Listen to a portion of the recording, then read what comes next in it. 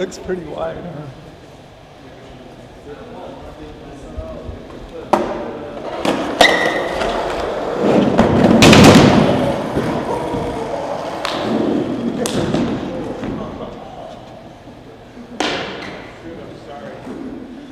That's kind of funny. I'm just like, Mark, hit the wall, do a frontside ollie. Boom. Dude, you know what? They shouldn't make it so skate friendly, man. Bring fucking skaters in here with the white transitions all over the place. Right? I mean, it's a kind of a funny story how I got on blind. I knew Mark Gonzales for a long time. He had like flowed me boards when I was like younger. Met him down like at Venice Beach and Charlie King's ramp in Burbank. And after that, I got on POW, and we didn't really see each other for a long time. And somehow, we ran into each other again. And it wasn't like, hey, we want to start a company and want you to ride for it. And that's how it started. It was me and Rudy just started skating with Mark. So we skated with him for like almost a year. We were staying at his house in Huntington Beach. We were like basically living there. He was coming and going and staying with his girlfriend, and like he had a mini ramp in his house, and we just basically lived there.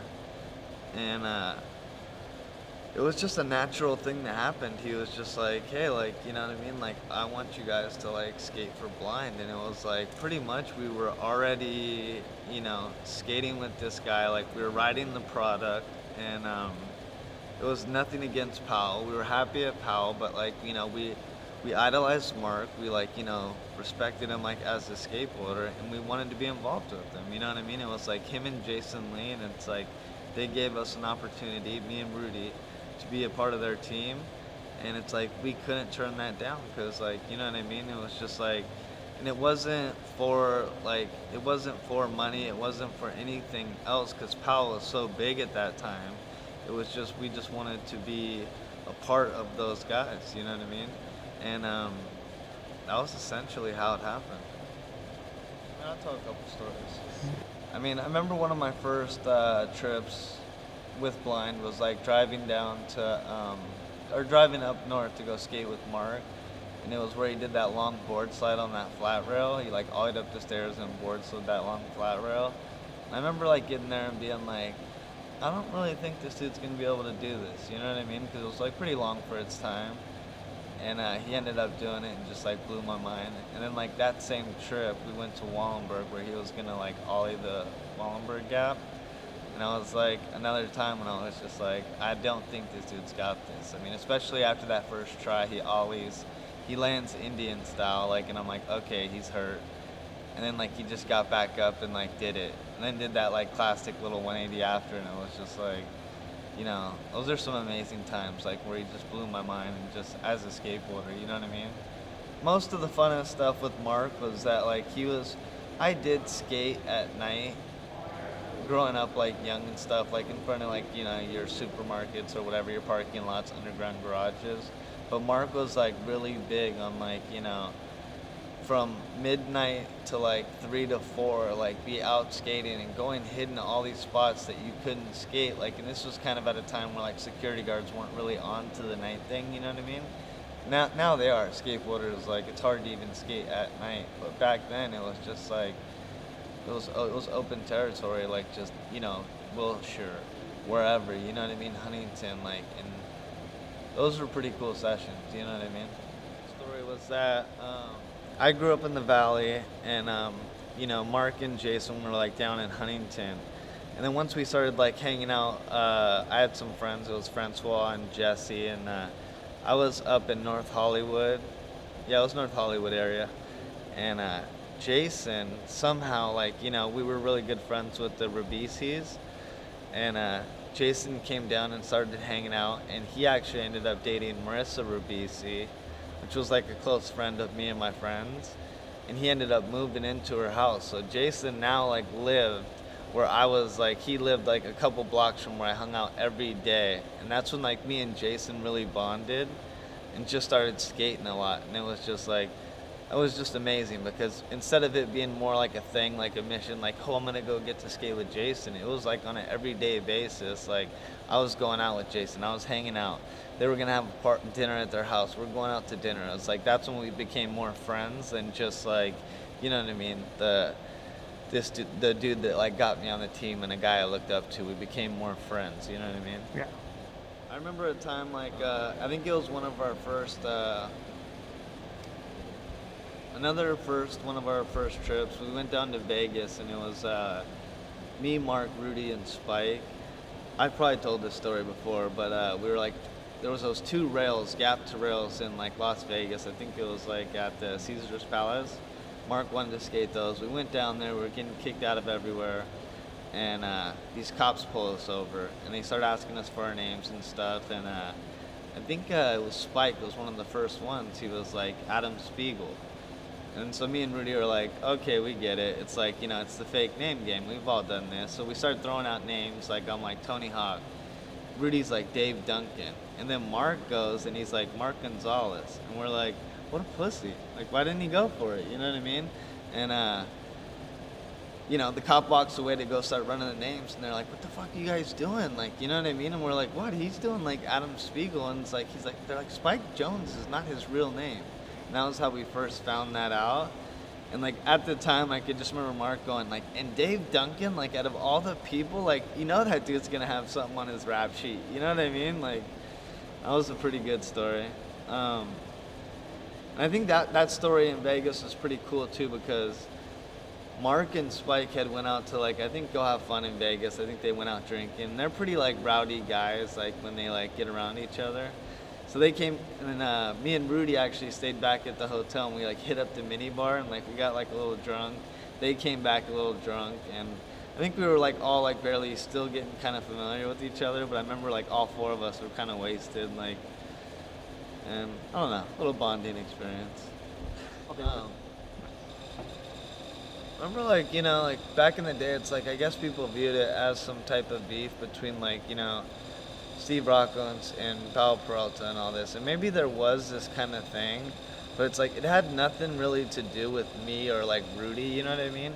But I remember there were some T-shirts made. It was like Powell did something like saying like, you know, that I remember they called us like that we were like brainwashed victims or something. So like, you know, like we all printed up these shirts with our faces on it that said brainwashed victims, and it wasn't, I never had no resentment towards like Powell or anything like that. It's just, I was just like following my dream as like where I wanted to be, you know what I mean? And there was a good story, like I was already skating for blind, and it was my first AM contest.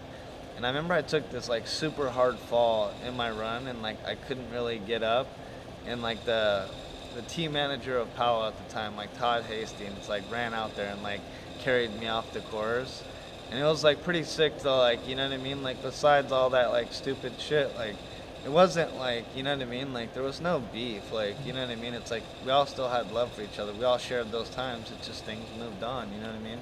But like I always respected like Todd, like, you know, that was like, that meant a lot to me when Todd did that at that contest. Oh, tear comes down. Interview, but Rudy had been teaching me to drive a little bit, but I think like, you know, obviously even if you were to get behind this car now, it's a bit bigger. It's kind of sketchy, and those roads and like TJ are pretty skinny and narrow, and like it was on the side of a cliff. So you could tell even in the video, I think I'm just like trying to like look over this hood and get a good visual on it, you know what I mean? And for a lot of people always like get bummed out. They always get let down when they find out that like I think like we dumped some of the liquor out and was like drinking some. I had some drinking some water. Jason, good to see you. Yeah, but I think I was drinking water. But some dude did crack some beers. Like you could tell Jordan like when he pops his like bottle, it's like foaming. He's like really drinking and stuff. But we weren't getting like hammered or anything and like driving. But I remember like when they did set the car up to like stage that like driving it off the cliff, it was like, I think it was something that no one has done. It was illegal. There was no, like it wasn't a permitted thing. It was like stick, okay, hang on, how are we gonna get the stick on the gas pedal, keep the car floored while it's in neutral, and I think you have to pass reverse to get into drive or something like really weird, but it was just like someone's trying to like lean in through the door, stay out of the shot, and stick this in. And it's like basically a one-shot thing. If it didn't work, like it probably wasn't gonna happen again. And it was super successful. The car even like, you know, like we were like wanting it to flip more, but it like just kept driving, and then it drove all the way down into that ditch and like hit it, and like we were super psyched. I remember I filmed actually, like we set up, we had a bunch of cameras, and I actually filmed one of those clips. I think you could have made a shot. I'd go with like Mark Gonzales, you know what I mean? Mark's always been like one of my favorites. His style is amazing.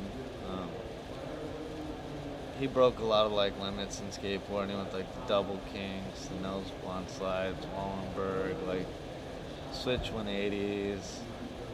Just like cool, like I liked how his part was like edited to some different style of music that was like going on around the time, you know what I mean? It was like jazzy and flowy, and it really like went along with the dude's style. And just like the 180, like fakey 50-50 and like half cabs of stairs, and it's just like, you know what I mean? It was like, you could tell everything was like pretty natural, you know what I mean? And I know back then, like Mark and Jason were filming themselves a lot, so it wasn't like too like professional, but like it really came out good still, you know? I probably said in the interview, it's like there was things like when Mark did the 180 switch feeble and like came out like straight. It's like that was so far ahead of its time that it's like it wasn't until like a couple of years ago Chris Cole started doing that trick, and I think that was like the last one out of like Mark's stuff to be done. You know what I mean? Where like, you know, that video still held the weight of like all those years, and you still got like the lines of like, you know, one of the sickest lines in that New Habitat video is like Austin Gillette does the 180 switch 50. He turns around, does whatever, and does that backside 180 fakey 50-50, and it's like that was stuff Mark was doing. It's like that's how ahead of his time he was, where we probably looked at that and was just like, well, that's just another weird Mark trick, but it's just like, you know what I mean? And that's how it was for me. It's like Mark would always like, you know, he changed skateboarding. Like he would be like, I need a longer nose because I want to do a nose slide, but I don't want to just blanket. I want to sit on it and slide like 10 feet. And we're like, that would be stupid.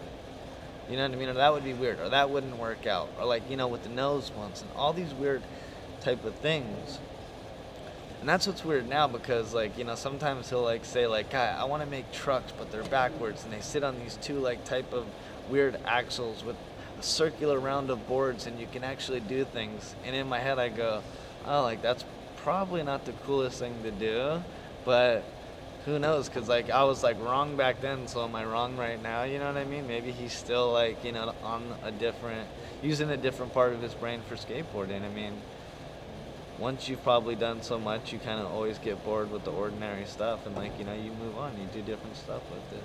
I mean, he's definitely one of the guys that he's very artistic with his skateboarding, and you know what I mean? It's more about like, you know, the pictures he paints with it and just whatever. It's just an open canvas for the dude. And it's sick too to just see like he is an actual artist too, where he does paint and like expresses it in other ways, you know what I mean? Where'd Jason go? So this graphic was my first pro model ever, done by Mark. Sure, he was just hanging out, and we put Toyota. Toyota was the car I had, and I think you were into Toyota too. Yeah. Then experimental was because we always loved Jesse Martinez board in Venice. Like he never had a pro model, but he always had the experimental power one. So Mark just fucking put it gigantic across the whole top, and I have my fucking experimental. So I got another blind story about my man Rudy Johnson right here. He had that graphic with the 40 old E-bottle on it, but he had never drank one. So we were sitting in front of my mom's house, and he buys one at the store, brown bag, for 40. We're all sitting in his 5.0 because he's making $2,000 a month now. And he starts drinking this thing, like halfway down, we're like, how is it? And he's like, I'm catching a little buzz. Starts getting down the end, it's like, it's a little warm, man, it's getting harder to drink. Last sip, just pukes out the window, all of this thing, and we're like, fuck it, it's official, you can have the graphic, dude, you did it. It made me real fucking sick the whole night. Actually.